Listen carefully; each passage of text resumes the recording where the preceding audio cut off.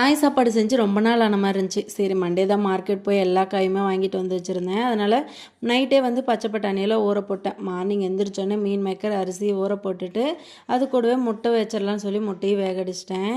Carrot, beans, உருளைக்கிழங்கு, தக்காளி 3, பச்சை மிளகாய், இஞ்சி, பூண்டு எல்லாமே சீவி எடுத்துக்கிட்டேன். வெங்காயம் ஒரு 3 வெங்காயம் கட் பண்ணி எடுத்துக்கிட்டேன். இதெல்லாம் கட் பண்ணி எடுத்து வச்ச உடனே பூண்டு பேஸ்ட் அரைக்கல, அதனால் தட்டி சேர்த்துக்கிட்டேன். கடாயில் தாராளமாக எண்ணெய் சேர்த்துட்டு சோம்பு பட்டை சேர்த்துக்கிட்டேன். அது கூடவே நல்லா பொரிஞ்சு வந்தோடனே கருவேப்பிலை சேர்த்து நம்ம இடித்து வச்ச இஞ்சி பூண்டு சேர்த்துட்டு வெங்காயம் பச்சை மிளகாவும் சேர்த்துக்கிட்டேன். அது நல்லா வெந்து வந்த உடனே தக்காளி புதினா சேர்த்துட்டு தேவையான அளவுக்கு உப்பு மஞ்சத்தூள் சேர்த்துட்டு நம்ம மிளகாத்தூள் 1 ஸ்பூன் சேர்த்துருக்கேன். அப்புறம் நம்ம கட் பண்ணி வச்சுருக்க காயெல்லாம் சேர்த்துட்டு பட்டாணி உருளைக்கிழங்கு மீன் மேக்கர் நல்லா கொதிச்சு வந்த உடனே 1 ஸ்பூன் அளவுக்கு தயிர் சேர்த்துட்டு 2 கிளாஸ் அரிசிக்கு 4 கிளாஸ் தண்ணி சேர்த்து 3 விசில் விட்டு எடுத்திங்கன்னா சூப்பரான காய் சாப்பாடு ரெடி. மறக்காமல் ட்ரை பண்ணி பாருங்கள். நம்ம சேனல் இப்போ தான் ஃபஸ்ட் டைம் பார்க்குறீங்கன்னா மறக்காமல் லைக் அண்ட் சப்ஸ்கிரைப் பண்ணி சப்போர்ட் பண்ணுங்கள். இன்னொரு இன்ட்ரெஸ்டிங்கான வீடியோவில் பார்க்கலாம். பாய்.